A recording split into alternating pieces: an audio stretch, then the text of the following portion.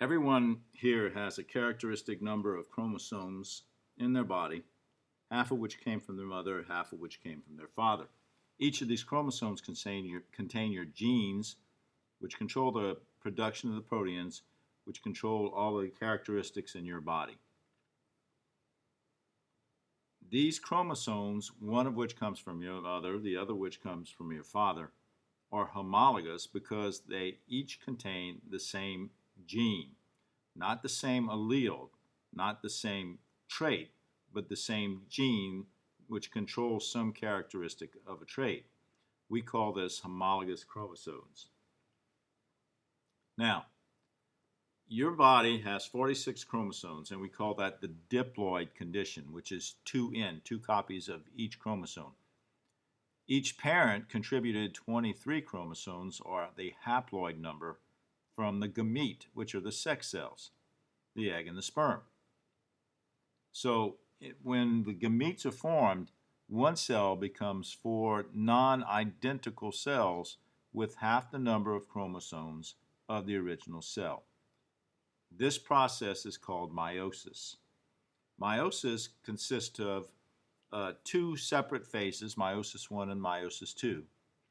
And in meiosis, these genes that are found on our two chromosomes are distributed evenly to the gametes. So you get one gamete from your mother, the egg, and one gamete from your father, the sperm. And so when that sperm fertilizes the egg, we restore the diploid condition.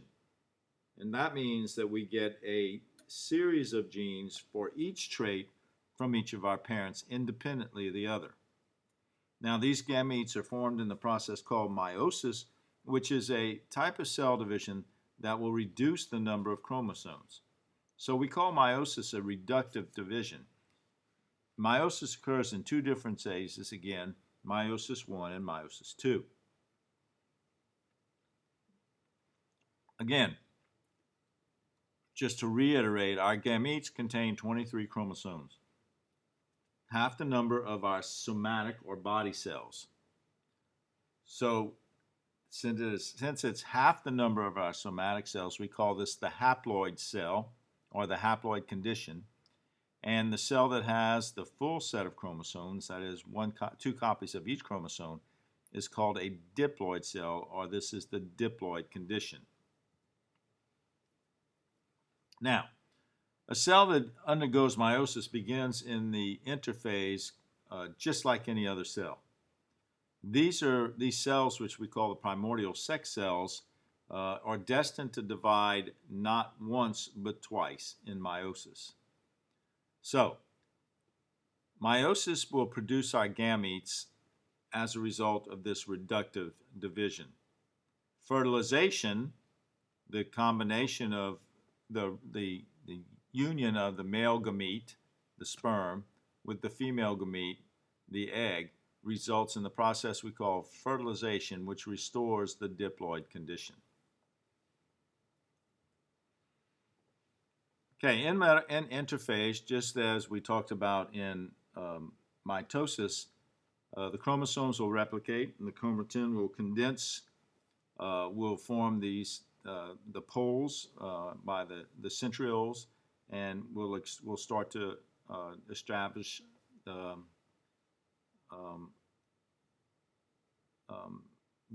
poles. Sorry, lost my thought. In prophase 1, we've got pairing of homologous chromosomes. Okay, so just like we had in mitosis, we've got the pairing of homologous chromosomes. Each chromosome consists of two chromatids. We have breakdown of the nuclear membrane, and we have establishment of the spindle.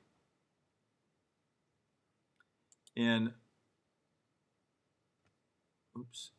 prophase 1, we have a unique condition, a unique occurrence that we call crossing over.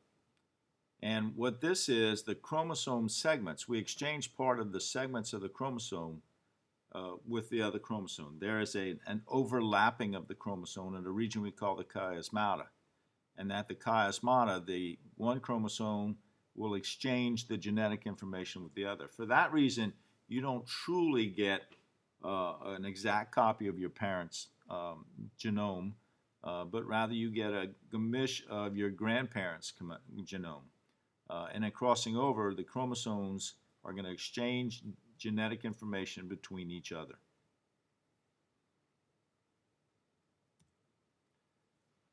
In metaphase 1, the chromosomes will attach to the spindle fibers at the centromere using the kinetochores, just like they did before, and homologous chromosomes will line up at the equator. That's what happens at metaphase. In anaphase 1, the homologous chromosomes will separate and move to opposite poles of the cell.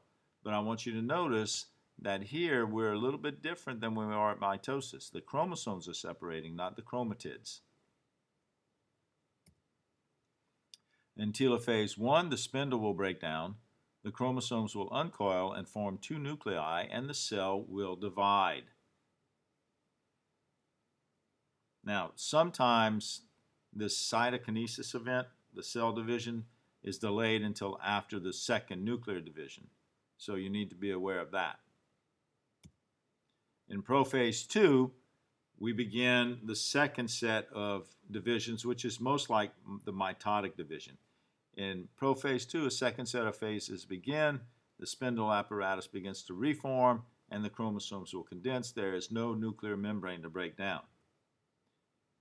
In metaphase 2, haploid number of chromosomes, see, here's where we're very much like mitosis in that individual chromatids will separate during anaphase and move to the poles. So this is more like mitosis than meiosis 1 was.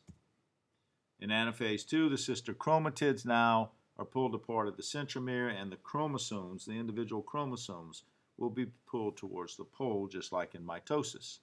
In telophase 2, the chromosomes begin to uncondense, nuclear membranes reform, and we have the appearance of the nuclei followed by cytokinesis. So the end result is, unlike mitosis where we have two clones, two identical copies of the parent cell, here we have 4 cells. These are haploid cells rather than diploid, so they're not an exact copy of the parents. So why is mitosis important?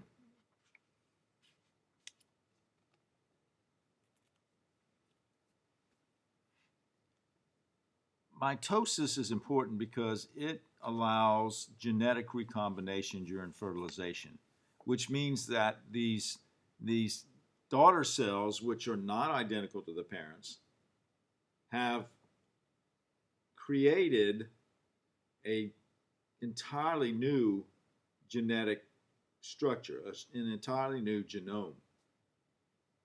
And so now what we have is we have 4 daughter cells that are unique to any daughter cell that's ever been produced. When they combine with the 4 new sperm cells, when the 4 egg, well, actually, I need to talk about that for a minute. What's in humans, what happens when you have meiosis is in the male, you'll get 4 sperm, 4 unique sperm, the genome of which has never existed before. And you'll have, in the case of the female, only 1 egg produced by meiosis. The 3 other potential eggs become what we call polar bodies, which are not capable of being fertilized. Okay, so you got 4 unique sperm, 1 unique egg, all of which, when they recombine, will form an individual that has never existed before. What this means is, because of the way that things line up at the metaphase plate and the way that things happen at crossing over, we get 4 gametes that have 4 unique combinations. So that introduces a concept that we're going to talk about here pretty soon, because we're going to start talking about genetics. That introduces the concept of genetic variation, which is why when these genes line up randomly, when crossing over occurs randomly, this is why we can introduce new traits into a group of organisms. It's not necessarily mutations, but actually it's just unique traits that can be exchanged between cells at fertilization. Okay, so notice the difference between if we compare mitosis and meiosis. In meiosis, we start out with a diploid number of cells. The first division results in a diploid cell. Then the second division, meiosis 2, will result in haploid individuals. Notice that in mitosis, there is a constant diploid number of chromosomes in the cell. So in meiosis, we're going to replicate DNA. We're going to have a 2N situation. First meiosis 1, we're going to have a haploid cell that has 2 chromatids, and then in the second nuclear division, we're going to have a haploid cell that has a chromosome. So that's the difference between meiosis and mitosis.